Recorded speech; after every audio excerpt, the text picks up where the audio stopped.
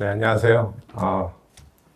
너무 과분한 소개를 받아서 방금 소개받은 이인합니다. 그 제목이 너무 거창해가지고 좀 부담스러운데 사실은 저기 보면 자연과학 대학이라고 돼 있잖아요. 뇌인지과학과가. 그래서 저는 심리학과를 나왔어요. 학부를 서울대에서. 그래서 심리학과는 또 사회과학대학에 있습니다. 사회과학대학에 있고 우리나라 심리학과 대부분이 인문대나 사회대에 있어요. 근데 이제 자연대는 아시겠지만 뭐 물리학, 화학, 수학 뭐 이런 거 생물학 이런 거 하는 분들만 있는데 그 제가 문과 출신인데 지금 이과에서 일하고 있습니다. 이게 좀 굉장히 아이러니컬한 그런 거라서 예전에 학부 때는 마음이란 단어를 들으면은 되게 친근하고 좋았는데 뭐 안 좀 그 심리학에서 많이 마음이란 얘기를 하기 때문에 뭐 친근하기도 하고 조금 안다는 생각도 있었는데 이 뇌인지 과학, 뇌과학을 하면서부터는 마음이란 얘기는 거의 안 해요. 그러니까 영어로도 마인드란 얘기는 일반인들한테 대중 강연을 할 때 가끔 제가 아마 1년에 5번 이하로 할 거예요. 마음이란 얘기. 그래서 그럼 마음이라고 안 하고 도대체 뭐라고 하지? 근데 저 제목을 보면서 저게 사실은 제가 지은 제목이 아니기 때문에 저 제목을 보면서 그런 마음이 좀 들었는데 한번 오늘 제 강의를 드리면서 혹시 제가 마음이란 얘기를 하는지 한번 잘 주의 깊게 살펴보시면 재밌을 것 같습니다. 네, 지금은 할 수밖에 없는데 그래서 어떤 것을 뇌과학적으로 뇌세포가 어떤 활동을 하면 그것을 사람이 마음이라고 표현을 하는 것 같은데 이제 거기까지는 제가 뭐 잘 모르지만 뇌과학에서 사람의 인지 작용이 일어날 때 어떤 현상이 일어나는지 그 중에 알려진 것들 이런 것들을 좀 전달드리고 이게 다 평소에 하시던 생각들일 거예요 아마 새로운 건 없습니다. 근데 이제 과학적으로 뭐가 알려졌는지 그리고 아직도 모르는지 그 정도만 제가 알려드리는 뭐 가이드 역할을 한다고 생각하시면 될 것 같고 이게 지금 1시간 안에 다 말씀드리긴 좀 어렵고 그래서 책에는 좀 이렇게 주저리 설명을 잘 해놨기 때문에 한번 관심 있으시면 읽어보시고 제 책이 2개가 나왔는데 하나는 기억하는데 망각하는데 저게 2년 전인가 3년 전인가 썼고요. 저건 원래 책을 쓰려고 한 게 아니라 강의를 한 걸 모아서 지금 책으로 나온 건데 저기 그 다음에 작년에 퍼펙트 게스라는 책을 썼는데 그거는 조금 더 그게 아마 제 생각에는 불자 여러분들한테 더 재밌는 책이 아닐까. 저거는 굉장히 기초적인 내용을 담고 있고 저거 다음에 어느 정도 기초가 쌓이시면 퍼펙트 게스라는 책도 한번 읽어보시면 재밌을 것 같습니다. 그래서 제가 연구하고 있는 뭐 학자라는 사람들이 대부분 굉장히 좁은 영역을 연구하죠. 모든 걸 연구하지 않고 전공이라는 게 있기 때문에 제가 연구하는 거는 학습이에요. 학습. 그러니까 뇌가 어떻게 학습을 하는가. 이 학습이라 그러면은 대부분 이제 뭐 시험 볼 때 공부하는 걸 우리나라 사람들은 생각하는데 저 학습이라는 건 뇌과학에서는 그런 게 아니고 모르던 거를 알게 되는 거 혹은 새로운 거를 새롭지 않게 만드는 뇌의 작용을 다 학습이라고 합니다. 그러니까 처음 보는 사람한테 인사하고 누굽니다 뭐 이렇게 하고 나면 새롭지 않죠. 아는 사람이 되죠. 그게 학습이에요. 굉장히 심플한 정의입니다. 그래서 자기가 이 기계를 어떻게 다루는지 몰랐는데 몇 번 해봤더니 이제 어떻게 쓰는지 알게 됐다. 그게 학습이에요. 그래서 학교에서 하는 공부를 말하는 게 아니고 뇌가 어떻게 새로운 것을 할 수 있게 되는가 혹은 새로운 것을 알아볼 수 있게 되는가 그런 걸 연구합니다. 그 뇌가 어떻게 학습하는지 좀 큰 원리 같은 것 그런 것들을 먼저 좀 이해할 필요가 있는데 뇌가 왜 학습을 해야 되는지를 먼저 이해해야 돼요. 그러니까 뇌가 왜 학습을 하는가? 당연히 뇌과학에서는 뇌과학의 이제 베이스는 생물학이라고 볼 수 있기 때문에 세포로 구성되어 있고 뇌가 세포로 구성되어 있고 생물학에서 기본적으로는 생존이 가장 중요한 목표죠. 살아남는 것. 모든 생명체는 생존이 가장 중요한 목적입니다. 본인이 생존이 목적이 아니라고 생각하시더라도 그 근저에 무의식적으로 이 여러분의 DNA라든지 유전자라든지 이런 애들은 무의식적으로 생존을 위해서 움직이고 있어요. 그래서 생존의 법칙이 큰 두 가지가 있는데 이건 사람에게만 해당하는 게 아니라 모든 생물은 두 가지 큰 원칙에 의해서 움직입니다. 움직이고 정보 처리를 하는데 첫 번째 원칙은 생존에 도움이 안 되는 걸 피하는 거예요. 해로운 거, 그 다음에 자기한테 해로울 것 같은 거 이런 건 피해야 됩니다. 그죠? 그리고 왜냐하면 해로운 거를 계속 맞닥뜨리게 되면 당연히 그 생존이 위험하죠. 그래서 너무나 단순한 것 같지만 모든 생물들은 저 해로운 걸 피해야 되겠다는 제1의 원칙에 의해서 움직일 때가 가장 많아요. 가장 많고 두 번째는 아주 단순하게는 해로운 것만 피해 다니면 이게 생존이 안 돼요. 예. 자기한테 도움이 되는 거를 어떻게든 취해야 됩니다. 그래서 이로운 거에 접근을 해야 돼요. 어떻게든. 그래서 이 두 가지를 저 그림은 지금 고양이가 이 감옥 같은 데서 나오기 위해서 뭔가를 조작해야 나오는데 저 굉장히 유명한 심리학 실험인데 어쨌든 자기가 저 밖을 나오면 맛있는 먹이가 있기 때문에 저 안에서 막 이것저것 하다가 아주 우연히 저 줄을 건드리면 나올 수 있게 돼 있습니다. 그렇게 되면은 저걸 기억해요. 그래서 학습하는데 어쨌든 여기 지금 제가 보여드린 해로운 걸 피하고 이로운 거를 접근한다, 다가간다. 이게 큰 두 가지 생명체의 생존 원리 중에 하나입니다. 그래서 approach avoidance, 접근과 회피라고 하는데 이거는 지렁이부터 시작해가지고 모든 생물, 심지어 식물까지 사람을 비롯해서 굉장히 복잡한 원리에 의해서 사람이 움직이는 것 같고 사고하는 것 같지만 사실은 저렇게 굉장히 단순한 두 가지 큰 원리에 의해서 설명할 수 있습니다. 그래서 접근과 회피로 여러분의 일상을 다 나눠보시면 좀 애매하더라도 접근과 회피로 나눠보시면 대부분 나눠져요. 여기 내가 왜 왔는가? 강의를 들으러 왜 왔지? 이게 재밌을 것 같다. 도움이 될 것 같으니까 접근하셨죠, 지금? 그죠? 들어봤는데 재미없으면 다음에 다시 안 오시겠죠? 회피하시겠죠? 그죠? 뭔가 맛집도 그렇고, 저기 맛있으니까 가서 다음에 또 맛있으면 그 다음에 위험한 거 맛집인 줄 알았는데 갔는데 너무 맛이 없어. 다음에 가지 말아야 되겠다. 그죠?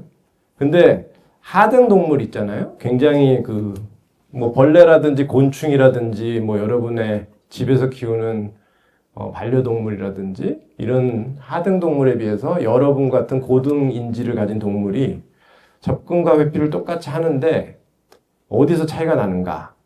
대개는 접근을 해야 되겠다는 것을 미리 예측을 하고 굉장히 미리부터 계획을 세웁니다. 어디에 접근하기 위해서 어떤 것을 해야 된다. 근데 그 계획이 세워지는 것은 사실은 예측을 한다고 하죠. 그러니까 회피도 하등 동물은 위험한 게 나타나면 그때서야 반사적으로 도망가죠. 근데 인간은 도망갈 수단이 별로 없어요. 여러분 이렇게 보시면 달리기가 빠릅니까? 날 수가 있습니까? 원숭이처럼 나무에 올라갈 수도 없고. 그래서 뭐가 나타났을 때 인간이 도망가기 시작했다 그러면 거의 다 먹이가 되는 경우가 많죠. 그렇기 때문에 이 고등동물일수록 사실은 미리 예측하고 굉장히 한 수 앞을 내다본다고 그러죠. 한 수 앞이 아니라 몇 수를 내다봐야 됩니다. 그리고 미리 가서 있어야, 그죠? 접근을 할 때도 하이에나나 무서운 사자가 오기 전에 미리 가서 있어서 나오자마자 저희는 잡아와야지 다 나왔을 때 그때 접근해가지고는 게임이 안 돼요. 회피도 미리 피해야지 저희는 호랑이나 이런 게 나왔을 때 그때 피해가지고는 이건 도망가는 건 승산이 없습니다. 그래서 인간의 그 뇌는 사실은 굉장히 미리 저게 나한테 이득이 될 것인지 예측하도록 발달했고, 그리고 아이가 이제 커가면서 어른이 되는 과정도 그 발달이라고 하는 것도 굉장히 미리 예측해서 접근하고 예측해서 회피하고 이런 그 두 가지 큰 그 흐름으로 설명할 수가 있어요. 그래서 그 학습을 하는 제1의 그 가장 중요한 원리가 저는 접근과 회피라는 거. 접근하고 회피를 미리 정하기 위해서 학습을 합니다. 그죠? 그리고 어떤 것이 접근해야 되는 건지 회피해야 되는 건지는 어떻게 알 수 있냐? 어떻게 알 수 있을까요? 경험을 해봐야죠. 그죠? 맛집이라고 하는데 직접 가서 먹어봐야죠. 그 맛이 없으면 회피해야 되고, 맛있으면 다시 가야죠. 그래서 뭔가를 경험한다고 하는 거, 경험이라는 단어가 사실은 학습이라는 단어와 거의 일치합니다. 완전히 일치하는 건 아닌데, 그러니까 여러분이 뭔가를 경험하는 거는 학습의 가장 중요한 전제 조건이 성립이 된 거예요. 그래서 근데 이제 뇌 과학을 하는 사람들은 뇌라는 말을 잘 안 하고 저 신경망이라는 말을 많이 쓰거든요. 너무 신경망이라는 말을 많이 쓰는데 이 신경망이라는 개념이 좀 이해하기가 이 말 자체가 좀 어려운데 제가 좀 설명을 드려볼까 합니다. 뇌는 세포로 구성되어 있고 세포 하나하나가 저기 이제 뭐 저 동그라미 하나하나가 세포라고 생각하시면은 요렇게 하나하나가 세포라고 생각하시면 이 세포들이 전부 연결되어 있습니다. 기능적으로. 그래서 그 사실은 수백억 개의 세포가 서로 그물처럼 연결되어 있어요. 그리고 그 그물처럼 돼 있는 거를 신경회로 혹은 신경망이라고 부릅니다. 여러분 뭐 이동통신망 할 때 그 망을 생각하시면 될 것 같아요. 그래서 뉴럴 네트워크라고 하는데 저 망에 어떤 패턴이 그려지느냐가 그 학습의 내용이거든요. 그러니까 여러분이 어떤 경험을 하면 신경망에 신경세포가 활성되는, 그러니까 활동하는 정도가 조금씩 다른데 예를 들어서 어떤 신경세포는 굉장히 많이 흥분했어요. 그러면 저희가 이걸 빨간색이라고 하고 어떤 신경세포는 별로 흥분을 안 했어요. 그러면 얘는 파란색. 어떤 신경세포는 중간 정도로 흥분했다 그러면 노란색. 그러면 이 흥분한 정도에 따라서 이 컬러의 패턴이 생기겠죠. 그 패턴 자체가 여러분의 경험의 내용이라는 거예요. 그러니까 어제 길에 가다가 교통사고를 봤다. 그 내용이 저 패턴에 들어있다는 거예요. 그래서 그 패턴이 여러분의 기억의 내용이라는 걸 일단 말씀드리고 싶고, 나중에 다시 그 교통사고 현장과 비슷한 사진을 봤을 때 이 패턴이 다시 활성화되면은 그대로 나타나면 여러분이 그 교통사고 현장을 다시 기억하게 되는 거예요. 만약에 알츠하이머성 치매나 이런 거에 걸려서 저 패턴이 영영 나오지 않으면 기억이 없어지는 겁니다. 기억을 못하게 되는 거죠. 그래서 저 패턴이 되게 중요하다. 그래서 저 패턴을 어떤 식으로 생각하시면 쉽냐면, 이게 북한 같은 데 보면은 카드 섹션 할 때 이 사람 하나하나가 저걸 막 폈다 쳤다 하면은 이렇게 막 눈도 감고 이러잖아요. 그러니까 저렇게 생각하시면 돼요. 그러니까 저기에 앉아있는 사람 하나하나가 다 신경세포라고 생각하시면 돼요. 그리고 저 수많은 신경세포가 카드를 이걸 들었다 저걸 들었다 하면서 여러분의 기억의 내용을 계속해서 저장하고 있다. 이렇게 생각하시면 될 것 같습니다. 그게 이제 뇌가 학습을 하는 기본 원리고요. 뭔가가 컴퓨터가 꺼졌네. 다시 나왔습니다. 예. 그래서 신경세포가 저렇게 생겼습니다. 이게 약간 도라지 같이 생겼죠? 산삼인지 도라지인지 뭐 이렇게 생겼는데, 세포는 다 이렇게 생기진 않았고, 신경세포의 종류가 굉장히 많아요, 모양은. 근데 어차피 이 신경세포의 이런 모양을 가지고 있다 그러면 이게 이제 세포체, 세포의 몸이고, 그 다음에 이 가지처럼 생긴 것들은 다 안테나 역할을 합니다. 정보 수집을 하는. 그리고 세포와 세포가 서로 얘기를 해야 되거든요. 커뮤니케이션을 해서 정보를 전달해야 되는데, 그 정보 전달은 이렇게 세포와 세포가 거의 맞닿는 이 가지, 이 부분에서 일어납니다. 이거를 시냅스라고 불러요.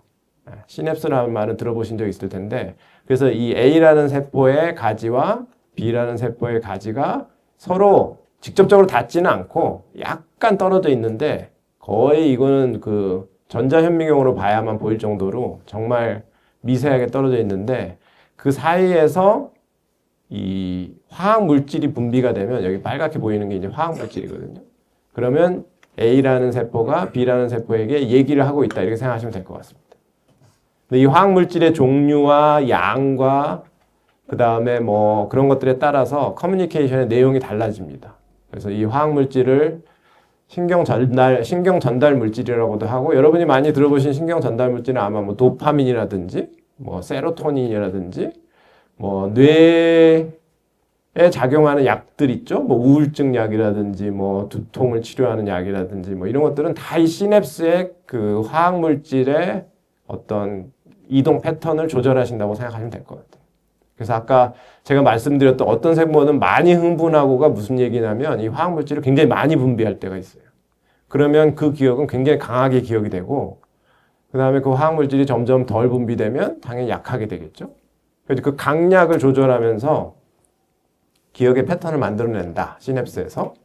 그리고 시냅스가 굉장히 많기 때문에 시냅스가 있는 신경망이 만들 수 있는 패턴이라는 건 정말 무궁무진합니다. 아까 그 북한의 카드 섹션처럼 정말 많은 패턴을 만들어낼 수 있기 때문에 뭐 어떤 분들 가끔 가다가 뭐 기억의 공부를 특히 이제 학부형들이 자기 자식한테 빨리 가서 공부하라 그러면 지금 포화 상태라서 더 이상 공부를 저장할 용량이 없다고 그러죠. 용량은 전혀 걱정하지 않아도 돼요, 사실. 그래서 뇌과학적으로 그럴 때는 여러분이 시냅스에 수를 대면서 전혀 걱정하지 않아도 되니까 빨리 가서 공부하라고 하면 됩니다. 그래서 엄청나게 많은 패턴들이 만들어지고 또 사라지고 하는 게 뇌이고, 그래서 어쩔 때는 이제 비유를 여러분의 기억을 이런 퍼즐에 비유하기도 하거든요. 근데 이 퍼즐을 보시면, 그러니까 일반인들이 되게 뭔가를 보고 경험을 하면 사진처럼 저장된다고 생각하는데 사실은 사진처럼 저장이 되진 않고 퍼즐처럼 저장이 된다고 생각하시는 게 더 맞습니다. 여기 보시면 뭐가 막 없잖아요. 근데 실제로 저렇게 저장이 돼요. 너무나 특히나 이제 기억의 종류에 대해서 이따가 좀 말씀드리겠지만 한 번 보고 빨리 기억해야 되는 것들은 제대로 못 보는 경우가 많고, 이렇게 그 어떤 큰 흐름을 좌우할 수 있는 맥락 같은 것만 기억이 되지 자기가 못 보는 게 되게 많은데, 나중에 이제 그거를 기억해내라고 하면 여기에 없는 부분은 다 자기가 채워 넣습니다. 근데 자기가 뭘 채우는지는 자기도 몰라요. 과거의 경험에 의해서 채워 넣는데, 그래서 뇌가 가진 기억 중에 어떤 특정 종류의 기억은 너무 신뢰하면 안 된다는 거예요. 그러니까 왜냐하면은 저렇게 비어 있는 거를 결국엔 자기가 옛날의 경험에 의해서 추측에 의해서 채워 넣기 때문에 어떤 부분은 실제로 본 것일 수도 있지만 어떤 부분은 보지 못한 것일 수도 있다. 어쨌든 저런 식으로 그 뇌에서 학습이 이루어지고요. 그리고 가장 아마 여러분이 잘 들어보시지 못했을 그런 내용은 이 뇌 안에 뇌가 여러 개가 있다는 겁니다. 그게 되게 좀 엽기적으로 들리시기도 하고 그러겠지만 뇌는 하나 아닌가요? 이 머리도 하나고 머리가 한 개면은 뇌는 한 개 아닌가? 이렇게 생각하시겠지만 그렇지 않아요. 그러니까 기능적으로 보면 굉장히 다른 기능을 하는 뇌가 여러 개가 지금 들어있거든요. 그래서 그 서로 다른 뇌들이 이제 다른 기억을 돌봅니다. 그리고 이제 어려운 말로 다중 기억 시스템 뭐 이렇게 부르는데, 그러니까 어떤 특정 종류의 학습만을 하는 애들을 시스템이라고 하면은 서로 다른 종류의 기억은 다른 뇌 영역이 달려들어서 학습을 하고, 또 그거하고 상관없는 뇌 영역은 그때 그냥 노는 경우가 많아요. 그래서 이게 막 뇌 안에서 서로 다른 뇌들이 서로 자기가 해야 되는 건지 맨날 이렇게 눈치만 보고 있습니다. 그러다가 자기가 해야 되는 것 같으면 빨리 가서 하고 나머지는 쉬고 뭐 이런 시스템이에요. 그거에 대해서 좀 말씀드려 볼 텐데, 뭐 거기에 있는 시스템을 제가 오늘 다 설명드릴 수는 없고, 근데 크게 그 시스템을 두 가지로 갈라서 큰 두 개의 부류를 설명드리려고 하는데, 첫 번째는, 그런데 이제 이 두 개의 시스템이 존재하는 이유가 뭔가? 그냥 뇌가 하나가 가지고 하나로 학습을 하면 안 되는가? 그 이유는, 뇌는 모든 그 하등 동물도 마찬가지고 환경에 적응하기 위해서 만들어졌고 계속해서 뇌의 작용을 가장 잘 조절하는 거는 환경이에요. 자기를 주변을 둘러싼 환경이라는 게 물질적인 환경일 수도 있고 사람, 자기 주변에 있는 사람도 환경이거든요. 그런데 그 환경이 딱 두 가지가 있습니다. 크게 보면 역동적으로 변화하는 환경. 그걸 제가 이제 뭐 여기 파도처럼 파도를 가져왔는데 파도를 계속 바닷가에서 보고 계시면은 야, 저 파도 봐라 그러면 친구가 이렇게 돌아다 보면 파도가 별로 없어졌죠, 벌써. 네. 그러니까 뭐 뭘 보라는 거야? 그러니까 아까 있었는데. 그죠?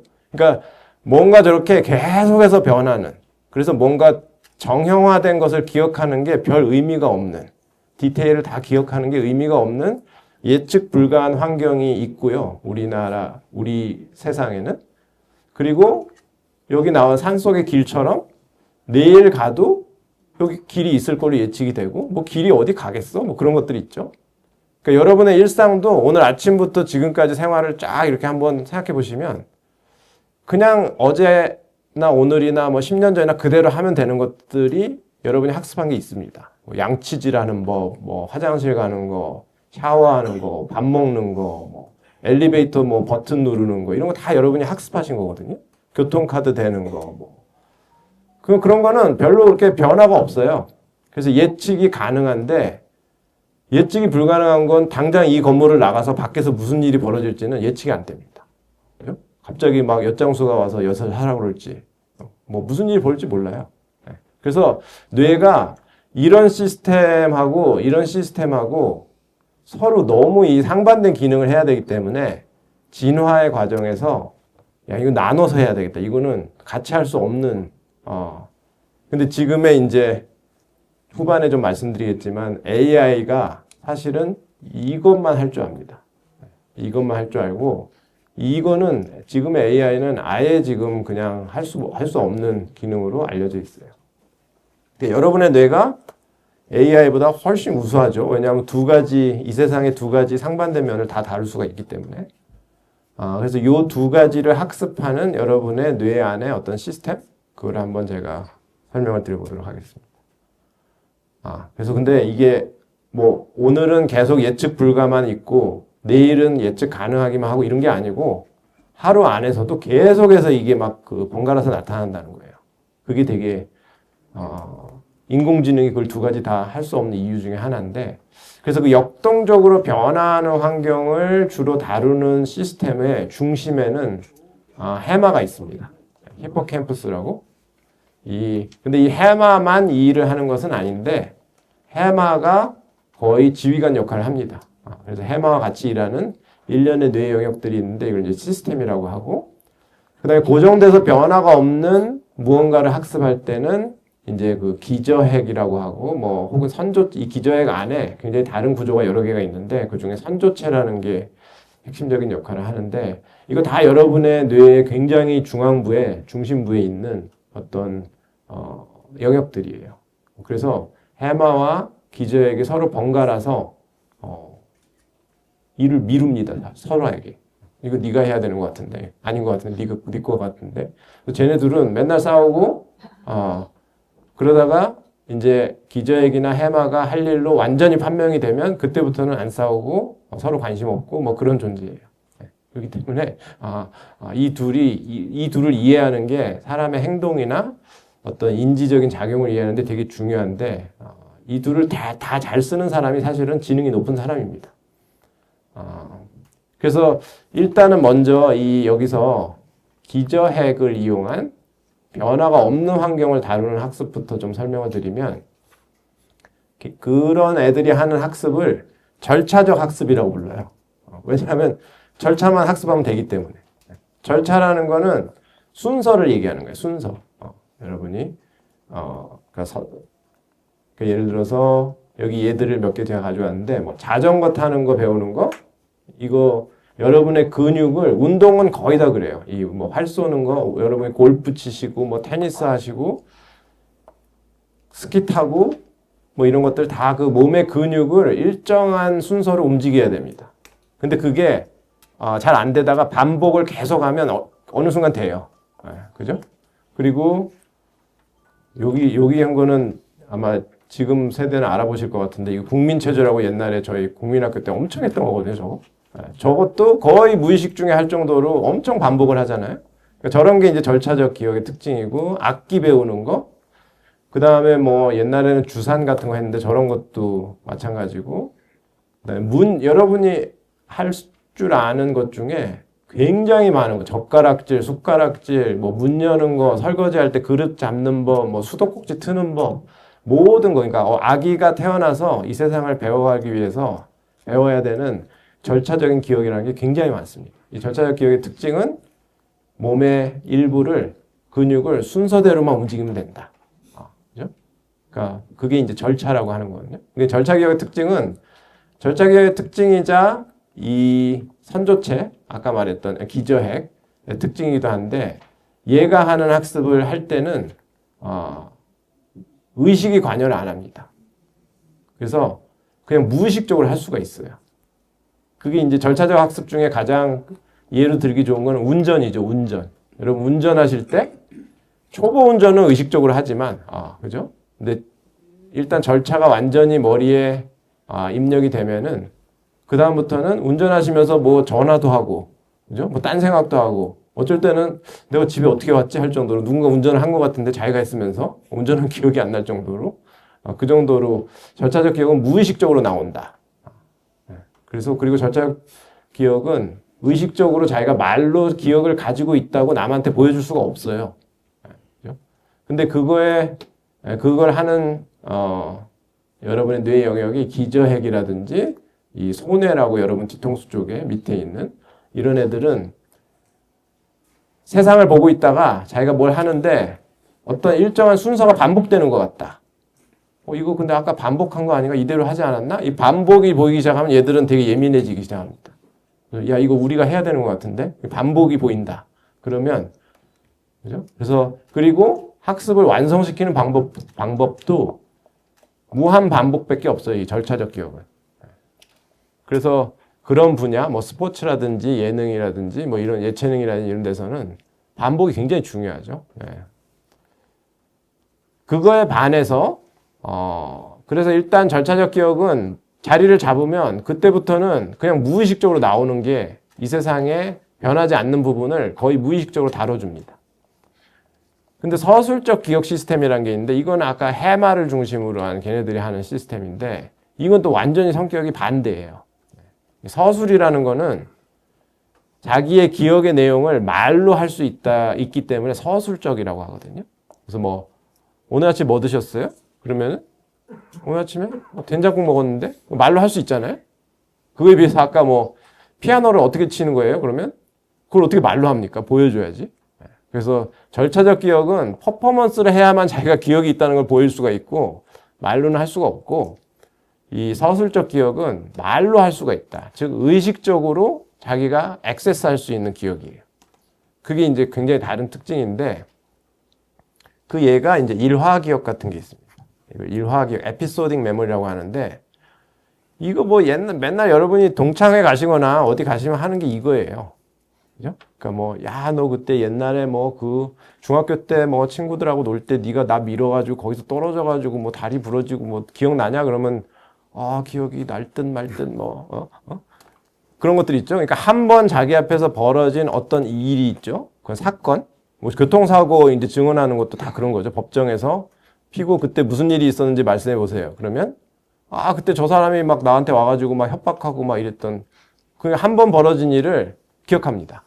그죠? 그게 일화 기억이에요. 그래서 에피소드를 기억하는 걸 일화 기억이라고 하는데 아까 말씀드렸듯이 이 대비를 해보면 되게 재밌는데 아까 절차적 학습은 똑같은 걸 계속 반복해야 돼요. 그죠? 피아노 잘 치려면 같은 곡을 계속 쳐봐야 됩니다. 그러면 안 되던데도 어느 순간 돼요. 근데 일화 기억은 반복이라는 게 없어요. 그죠? 교통사고가 도대체 몇 번을 나야 내가 기억할 것인가? 한 번밖에 안 나죠. 그래서 이 세상에서 벌어지는 일 중에 굉장히 순간적으로 벌어지는 한 번의 일을 기억해서 말로 한다는 게 이 보통 일이 아닙니다. 그래서 지금 이게 AI가 이걸 못해요. AI는 굉장히 많은 반복이 있어야만 학습을 할 수가 있는데 일화 기억, 그 뇌의 이 서술적 학습 시스템은 한 번 벌어진 일을 가지고 기억을 한다는 게 굉장히 대단한 것이고, 저 일화기억을 이루는 요소가 대개 이제 3대 요소가 있다고 하는데, 크게는 장소가 항상 있습니다. 그리고 대상, 그 장소에서 누구를 봤는지, 누구랑 얘기했는지, 뭐 어떤 물체를 뭐 했는지 그런 대상이 있고, 그 다음에 언제 했는지, 그리고 어떤 순서로 했는지. 그죠? 우리 예전에 뭐 육하 원칙 같은 거에서, 그죠? 저런 것들이 그 영화 같은 데 보면 수사관들이 맨날 하는 게 저런 거죠. 너 그때 어디 갔었어? 장소. 거기서 누구랑 뭐 했어? 물어보죠. 그럼 그 사람이랑 뭐 했는데, 그러면 그때가 몇 시였어? 그 다음에 뭐 했어? 그런 게 다 시간이죠. 그러니까 수사관이 물어볼 때 저는 해마가 다쳐서 그런 기억이 안 나는데요. 그러면은 답이 없는 겁니다. 그거는. 그죠? 막 대답하면 해마가 있다는 거예요. 그래서 한 번만 저렇게 경험한 거를, 저 요소들을 다 끄집어낼 수 있다는 게 뇌의 굉장히 큰 파워 중에 하나입니다. 그래서 그거를 해마의 경험적 학습이라고 하거든요. 그래서 경험이라는 게 저 세 가지, 장소, 시간, 그 다음에 대상, 이런 것들을 경험할 때 그냥 한 번에 경험하고 그거를 나중에 누가 물어보면 꺼낼 수 있다. 이게 경험적 학습이라고 하는데, 이제부터 아마 말씀드릴 거는, 저게 이제 해마가 여러분 뇌에 저렇게 빨갛게 제가 표시를 해놨는데 저렇게 있습니다. 양쪽에. 양쪽에 있고 상당히 꽤 커요. 한 5cm 정도 좌우에 있고, 실제로 보신 적은 없으시겠지만, 뭐 여기까지 오셨다는 것 자체가 해마가 있는 겁니다. 해마가 길 찾는데 되게 중요하기 때문에, 가끔 제가 빈자리가 보이면 해마가 없는 분들은 아직도 어딘가를 지금 떠돌아다니고 계시다고 농담을 하곤 하는데, 그리고 제가 뭐 만약에 어제 저녁에 누구 만나셨어요? 이러면 기억이 나면 해마가 있는 거예요. 실제로 알츠하이머성 치매가 걸리면 저 해마가 손상이 가장 먼저 일어나는데, 그런 것들이 이제 기억이 안 나기 시작합니다. 기억이 안 나기 시작하고, 그런데 여기서 아마 여러분들이 이제 마음 관련해서 좀 흥미가 있으실 만한 것은, 이 경험이라는 게 아까 그 해마가 한번 경험한 거를 가지고 아까 카드 섹션 하듯이 북한에서 어떤 패턴을 만들어 가지고 기억한다. 그걸 일반인들이 이제 어떤 기억이라는 걸 가지고 있는 의미라고 생각하죠. 나중에 꺼내보기 위해서. 이인하 교수가 와가지고 어젯밤에 뭐 했는지 물어볼지 모르니까 기억해야지. 그런 게 아니거든요. 그죠? 그럼 기억이라는 걸 도대체 왜 하느냐? 학습이라는 걸 왜 하느냐? 이게 굉장히 제일 중요한 슬라이드라고 할 수 있는데, 이 여러분의 주변을 둘러싸고 있는 환경이 있습니다. 환경이 있고, 이 뇌는 기본적으로 이 바디가, 몸이 환경과 인터랙션, 상호작용을 하기 위해서 만들어진 어떤 정보 처리 기관 같은 거예요. 그런데 이 뇌가 하는 일은 이 환경에서 들어오는 자극, 아까 뭐 물체, 사람, 뭐 어떤 경치일 수도 있고, 뭐 여러 가지 자극들이 있죠. 이 자극들은 어디로 들어옵니까? 여러분의 이제 감각기관, 눈, 코, 입, 뭐 혀, 음식은 혀, 그다음에 촉각, 피부, 이런 감각기관을 통해서 정보가 들어와요. 정보가 들어오는데, 여기 주의라고 써진 거는 그 attention이라고 하는, 주의가 집중이 되면, 이 정보가 들어오는 동안에 거기에 주의가 가해지면 그게 뇌에 접수가 됩니다. 주의가 가해지지 않으면, 딴 생각하고 있으면 눈이 아무리 뭘 실어놔도 절대 뇌에 들어오지 않아요. 처리가 되지 않습니다. 어쨌든 이 주의 기제가 되게 중요한데, 밖에 환경에 있는 자극이 여러분의 오감을 통해서 들어오면 뇌는 그걸 가지고 뭘 하냐면 바깥 세상이 어떻게 생겼을 것 같다는 모델을 만듭니다. 이 마치 예를 들어서 여러분이 누군가를 가둬놨다고 생각해 보세요. 비유가 좀 그런데, 어쨌든 여러분이 누군가를 어디다 가둬놨어요. 그리고 그 사람한테 바깥 세상은 그 사람을 본 적이 없어. 그래서 그 사람한테 바깥 세상이 어떻게 생겼는지를 그 사람은 어떻게 알 수 있냐면, 여러분이 와서 설명을 해줘야 돼요. 내가 오늘 뭘 봤는 줄 알아? 뭘 봤다. 그러면 그 사람은 그 사람의 말만 듣고 바깥 세상이 어떻게 생겼다는 모델을 만들겠죠? 그게 뇌가 하는 일입니다. 굉장히 제한된 정보를 가지고 바깥 세상이 어떻게 생겼다는 모델을 만들어요. 예를 들면 여러분이 처음 해보는 일이 뭐가 있을까요? 유럽에 해외여행을 유럽에 처음 가봤다. 그러면은 유럽에서 뭘 기대해야 되는지 아무런 생각이 없죠. 만약에 TV에서 본 적도 없다 그러면 유럽에 한번 가보면 이제 모델이 만들어집니다. 아, 유럽은 이렇게 해가지고 뭐 물도 뭐 사 먹어야 되고 뭐 여러 가지 그 모델이 만들어지는데 이 모델이 좀 허접해요. 처음 경험하고 만든 모델은 약간 좀 부실합니다. 부실한데 처음 경험하고 그 모델을 만들 수 있다는 것 자체가 사실은 엄청난 거예요. 그 인공지능이 못하는 것 중에 하나인데 그 모델이 근데 쓸만해지려면은 이걸 좀 갈고 닦아야 됩니다. 계속 수정을 해가지고 정교하게 만들어야 돼요. 근데 그 과정이 이 모델을 자꾸 써봐야 돼요. 그 과정이 필요합니다. 그래서 그 모델이 허접하면 허접한 대로 그걸 가지고 선택을 하고 행동을 하고 해보는 거예요. 바깥 세상에 뭘 해봐요. 그게 뭐 꼭 몸을 움직여서 하는 행동만 아니어도 여러분이 뭐 대화로 누군가한테 자기 머릿속에 무슨 모델이 이제 설명할 수도 있어요. 그죠? 그렇게 하면 뭘 해보면 환경이 여러분의 행동에 의해서 변하고 그게 다시 피드백이라고 해서 다시 들어옵니다. 근데 안 맞으면 모델하고, 그죠? 그러니까 예를 들어서 제가 자주 드는 예는 여러분이 극장이라는 깜깜한 그 극장이라는 데를 언제 처음 가봤는지 기억이 나시나요? 아마 어렸을 때 누군가의 손에 이끌려서 처음 가봤을 때 처음 가면 되게 이상하겠죠? 아, 여기 왜 이렇게 깜깜해? 앞도 안 보이고? 그리고 막 시끄럽게 떠들었더니 옆에서 조용히 하라고 그래. 여기 조용히 해야 되는가 보다. 그죠? 그러면은 이제 모델이 만들어집니다. 아, 극장이라는 데는 깜깜하고 조용히 떠들면 안 되고 뭐가 외부에서 음식 가져가지고 막 냄새하고 그러면 안 되고 뭔가 모델이 만들어지는데 이제 비슷한 걸 할 때 가서 예를 들어서 자기가 클래식 음악회를 가려고 했다. 근데 자기는 클래식 음악에 대한 모델은 없어요. 근데 극장에 갔던 모델이 있어. 그냥 가니까 깜깜하고 비슷하게 생겼어. 그래서 자기가 그 극장에 갔던 모델을 가지고 클래식 음악회에 가가지고 막 썼어요. 행동을 했어. 그때 잘 안 맞아. 대충 맞긴 하는데 뭐 조용히 하고 이런 건 그러는데 여기는 아예 말을 하면 안 돼. 조용히 정말 소곤거려도 안 되고. 그러면 이제 이거는 좀 더 모델이 수정이 돼야 되겠구나. 그러면서 극장도 뭐 이렇게 다양한 극장이 있고 경험을 하면 할수록 이 모델이 점점 정교해집니다. 케이스를 이제 학습하는 거죠. 그러면서 저 모델이 쓸만해져요. 그래서 어떤 분야에서 되게 전문가가 된다고 하는 거는 저 모델이 굉장히 정교해져서 다루지 못하는 케이스가 별로 없어지는 상태가 되면 그거를 그 분야의 전문가가 됐다고 합니다. 아마 뭐 어떤 분야에 굉장히 오래된 전문가, 10년, 30년 동안 있었던 사람이 가진 모델과 그 분야에 처음 들어온 사람이 가진 모델은 그런 게 차이가 많이 나겠죠. 근데 해마가 저 모델을 만드는데 굉장히 중요한 역할을 합니다.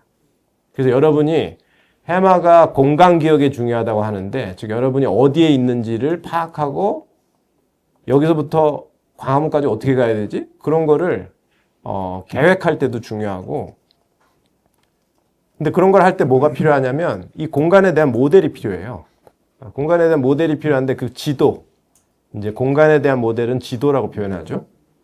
그 지도가 여러분의 머릿속에 있느냐 없느냐가 되게 중요하죠. 그리고 광화문 일대를 맨날 돌아다니는 사람은 굉장히 정교하죠. 광화문에 대한 지도가.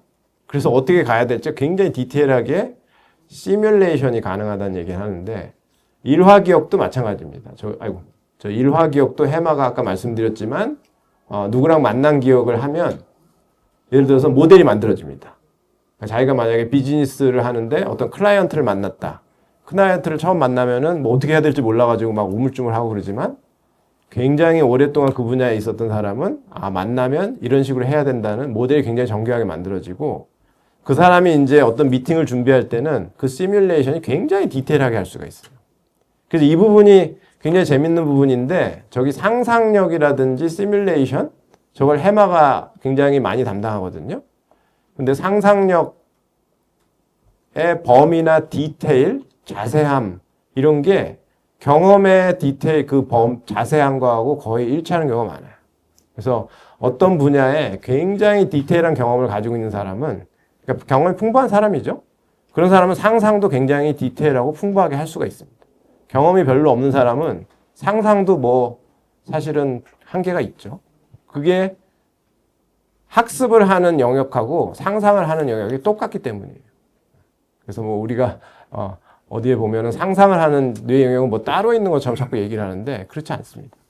그래서 경험의 크기나 어떤 세밀함 이런 것들이 상상의 크기나 세밀함을 좌우하기 때문에 그죠?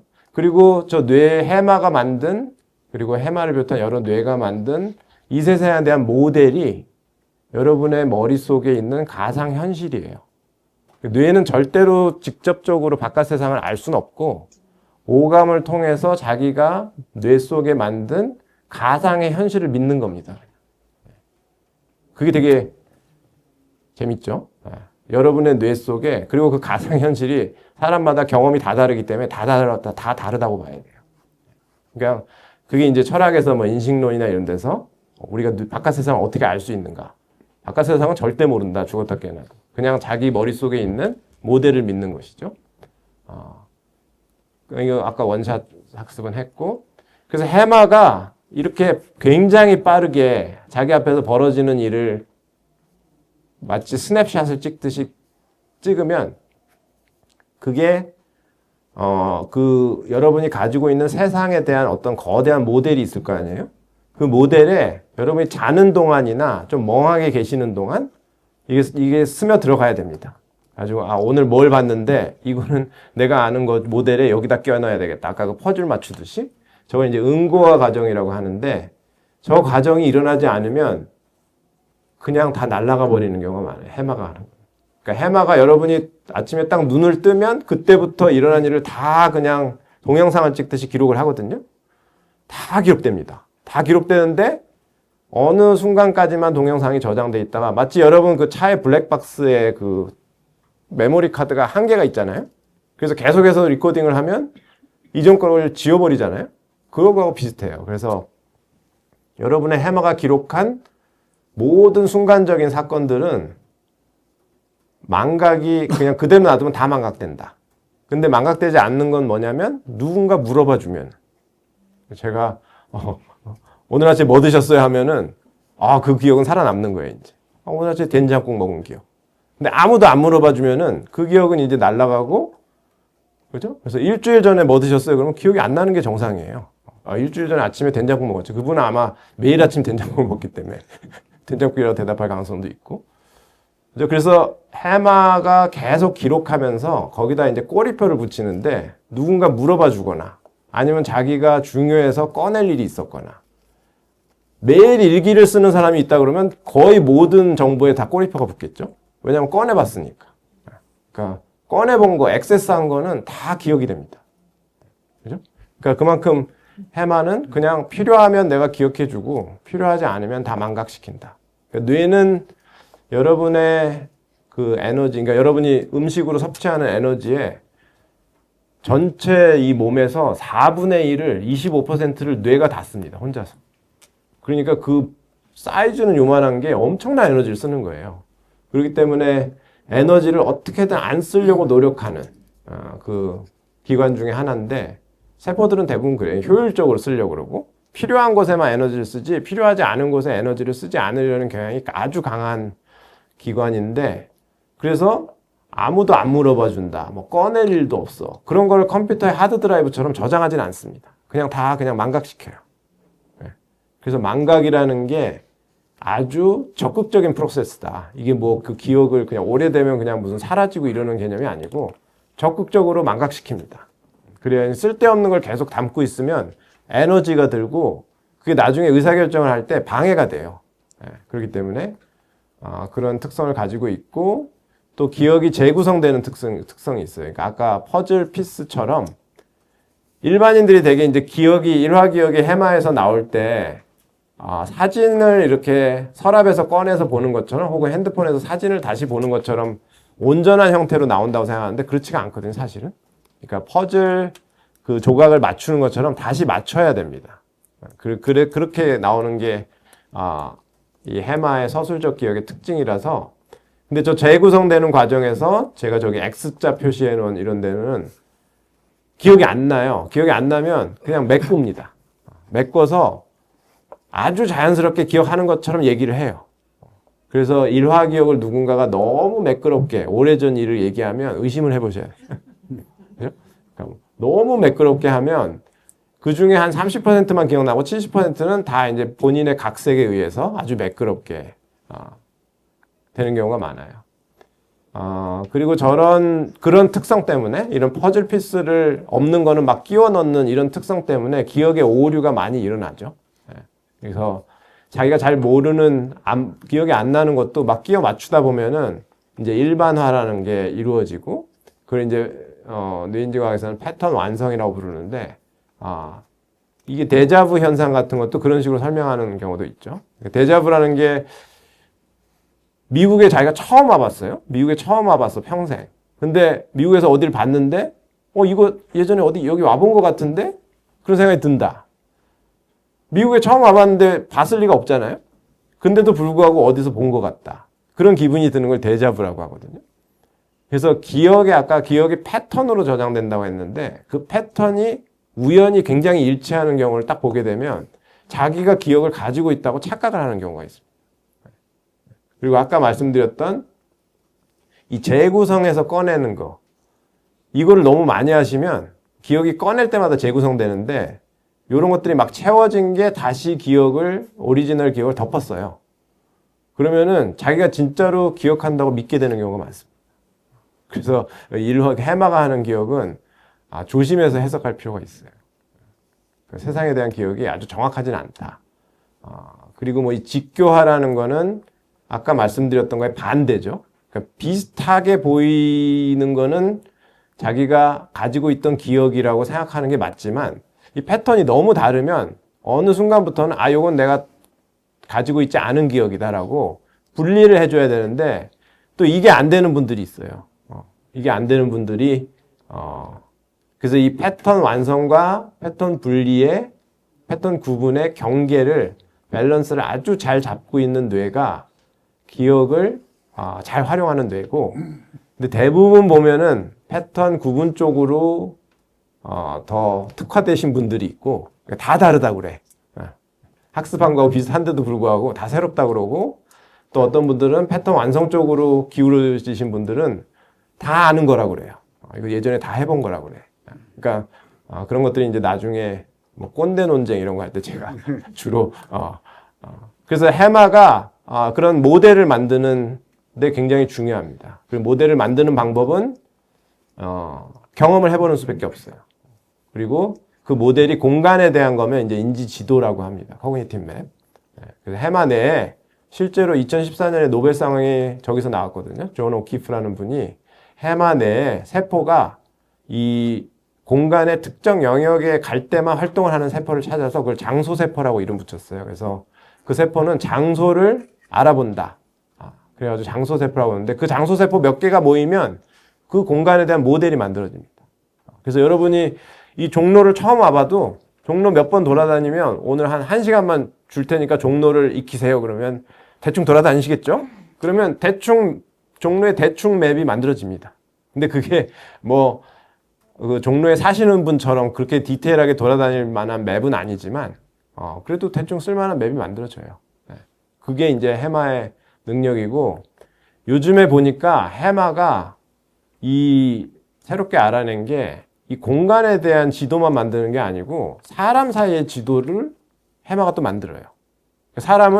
한 사람, 두 사람 만나면 이게 종로를 돌아다니는 거하고 비슷한 거예요. 그러니까 이 사람 사이의 관계 지도가 해마 내에 만들어지고, 예를 들어서 여러분이 여기서 강남역에 가야 된다. 그러면 지하철을 어떻게 갈아타야 되지? 지하철 많이 타시는 분들은 이제 지도를 머릿속에 딱 꺼내가지고 어디서 갈아타고 어디서 갈아타고 이렇게 해가지고 가면 되겠다. 이렇게 하죠. 이건 사람 지도도 똑같아요. 내가 저 사람 잘 모르는데 어떻게 부탁을 하지? 그러면 저 사람이 이 사람을 잘 아는데 이 사람은 내가 아니까 이 사람한테 부탁해서 이렇게. 지하철 갈아타는 거 똑같습니다. 그래서 뭔가 관계 지도 그걸 가지고 막 활용하는 거는 거의 다 해마가 관여하는 경우가 많아요. 그래서 당연히 뭐 해마를 어떻게 하면 더 그 기능을 좋게 할 수 있나요? 막 이렇게 여쭤보시는 분들이 있는데 치매 예방이나 걸 위해서 저런 거 많이 하면 됩니다. 사람 사이의 관계 지도를 많이 만들고, 근데 저게 힘들어요, 요즘에. 사람을 만나기가 쉽지가 않고 전부 SNS로 하고 공간도 돌아다닐 일이 많지가 않고 코로나 때 저게 아주 문제가 많이 됐죠.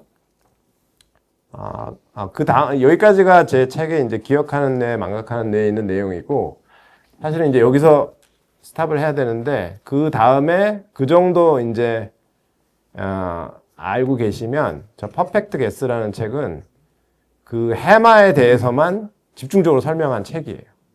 그래서 그 해마가 만드는 그 모델, 세상에 대한 모델을 이제 맥락적인 모델이라고 하는 거거든요. 그래서 해마는 사실은 디테일은 거의 기억을 안 하고 맥락만 기억합니다. 맥락만 기억하는데 그 맥락만 쉽게 기억할 수 있는 이유는 그 신경망이 그렇게 생겼어요. 신경망의 어떤 패턴을 즉각적으로 만들어내기가 굉장히 쉬운 구조입니다.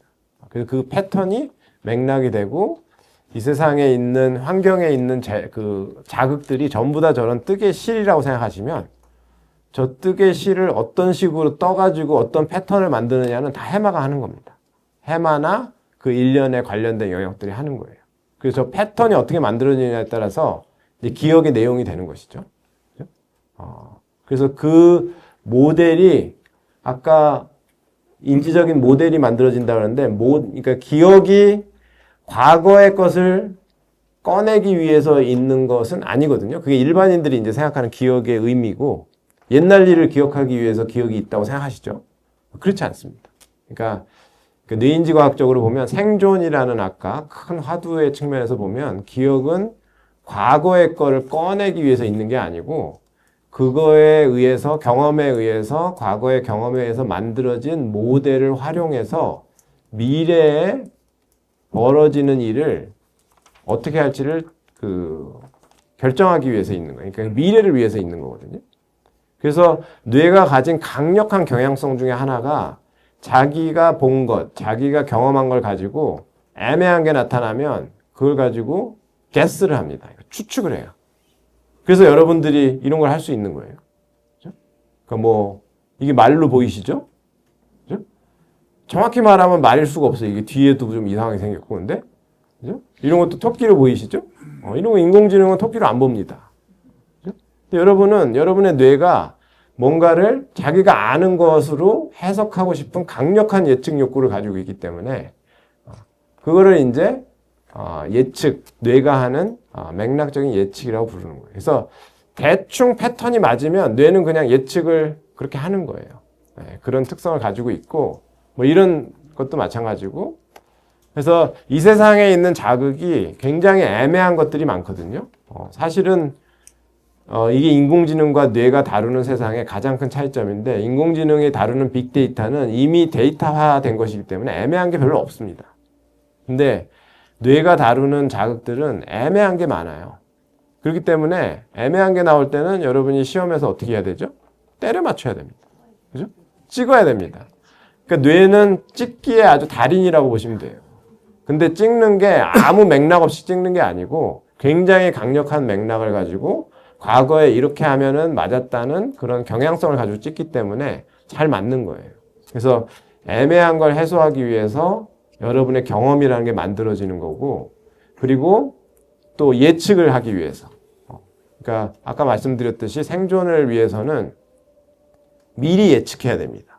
여러분이 여기서 광화문 간다 그러면 광화문에 가야지 그러면서 일단 빌딩을 나가고 보자 이런 뇌는 별로 없어요. 광화문을 여기서 어떻게 가야 되지? 일단 지하철을 어디 가가지고 갈아탈까? 아니 버스를 탈까? 이런 식으로 뭔가 시뮬레이션을 해보고 예측을 해보고 이렇게 하면 되겠다고 하면 움직이지 일단 빌딩을 나간다. 그거는 사실은 굉장히 하등한 동물의 뇌죠. 그래서 경험적으로 형성된 맥락이라는 게 이 과거가 만든 여러분의 머릿속에 어떤 숲이라고 생각하시면은 그 숲이 사실은 현재 두 가지 효용성이 있는데 하나는 현재 일어나는 애매한 일을 찍을 수 있게 만들어준다. 추측을 할 수 있는데 강력한 어떤 지시자 역할을 하고 또 미래에 뭔가를 벌어질 일을 예측하는데 되게 중요합니다.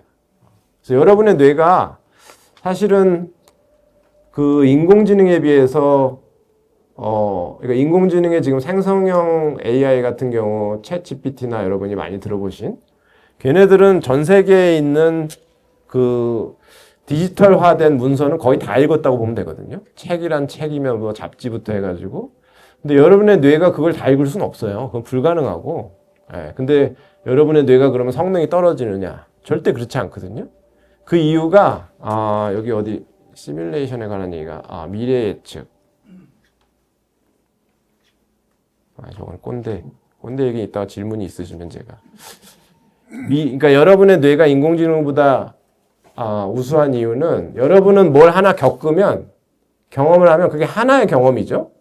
하나의 경험인데 그걸 가지고 굉장히 다양한 방식으로 뇌가 시나리오를 만듭니다. 그러니까 이 사람을 만났는데 뭐 10분 동안 만나서 얘기하고 미팅이 잘 끝났어요. 근데 이제 집에 가서 근데 그 사람한테 괜히 그런 얘기를 해가지고 미팅을 망쳤다. 다음에는 어떻게 해볼까? 이런 식으로 그 경험의 재료를 가지고 다른 식으로 자기가 각색해서 한번 이렇게 상상을 해볼 수가 있죠. 아니면 뭐 아까 광화문 갔던 얘도 광화문에 버스 타고 갔더니 되게 뺑뺑 돌아가지고 이상하게 갔다. 그럼 다음에는 어떻게 가보지? 그러면서 하나의 경험을 가지고 이게 이제 상상력의 한계인데 상상력이 풍부한 사람은 100개의 상상을 할 수도 있습니다. 그러니까 근데 뇌는 상상한 거하고 직접 경험한 거하고 그렇게 구분을 많이 안 하거든요. 그러니까 상상한 것도 뇌의 경험이에요. 그렇기 때문에 하나의 경험이 굉장히 다양한 경험을 만들어내고 그 시뮬레이션이나 상상을 많이 해본 사람은 새로운 게 나타나도 자기가 상상했던 것 안에서 대부분 나타나기 때문에 반응을 할 수 있는 대비가 되어 있는 경우가 많아요. 그게 뇌가 빅데이터니 뭐 이런 거 없이도 한 번만 경험을 가지고도 굉장히 다양한 미래에 대비할 수 있는 그런 특성입니다. 이런 상상력이나 시뮬레이션 능력은 사실은 동물이 가지고 있다고 생각하기 좀 어려운 능력인데 사람의 경우에는 그런 그 시나리오 만드는 시뮬레이션 능력, 상상력을 가지고 미래를 예측하는 그런 강력한 힘을 가지고 있어요. 그래서 그런 이제 뇌의 특성을 말씀드리고 이제 AI 관련해서는 제가